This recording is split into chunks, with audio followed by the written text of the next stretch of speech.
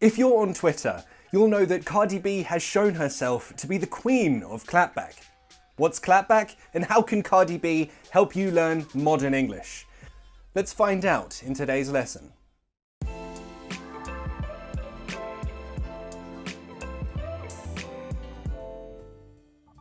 First, the register, the tenor, the style of today's vocabulary is all informal, mostly slang, sometimes offensive, but always so bloody amazing. The first word is clapback. Ow. This is a verb and a noun. Clapback is a quick and smart reply to some criticism towards you, typically filled with attitude and insults. So when people say bad stuff about Cardi B on Twitter and she replies with some fire, that's clapback. That is how it works as a noun. As a verb, however, we conjugate clap, not back. For example, we don't say she clapbacked at her critics. No, we say she clapped back at her critics. Or in a present tense, she often claps back. Bad bitch. Ow. Now, bitch is not a good thing to call someone. However, the attitude that Cardi B gives to this word turns it into a positive, almost empowering word. And specifically, a bad bitch is a confident, independent woman.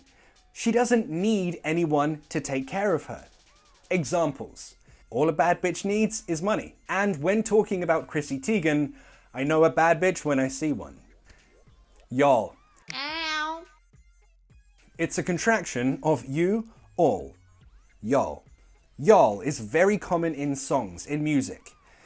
In speech, however, in American English, it's very common, but in British English, it basically doesn't exist. We don't use it. So, if someone says, Hey, y'all. what are they saying? Hey, you all. Hey, all of you. Hey, y'all. British people don't sound cool when we say y'all, so if you have a British accent, don't say this word. W-E. Ow. This is short for whatever. People often reduce whatever to WE on Twitter because there is a word limit.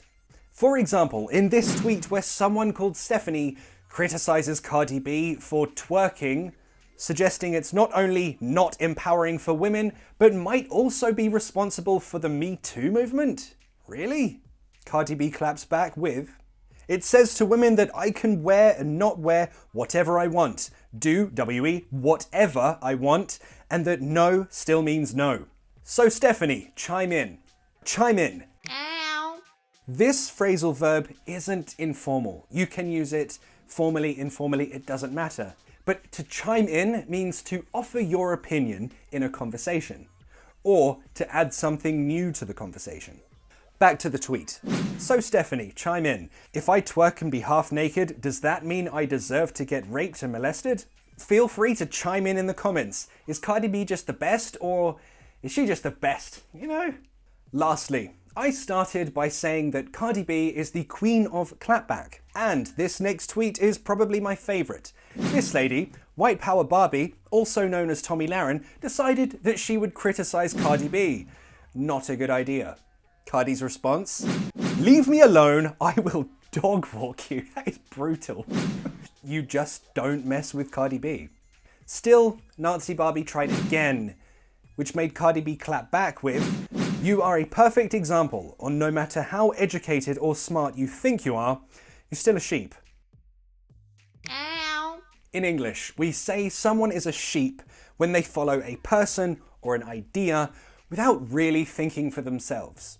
Maybe they like and follow this person or this idea because other people do, or they think that they should for some reason, regardless of how terrible or stupid the person or the idea is.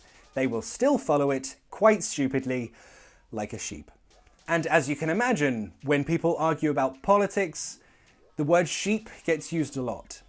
I invite you to use today's vocabulary in the comments. Chime in with your opinion. And remember, be like Cardi. If anyone gives you shit, be the baddest bitch and clap back. See you in the next class.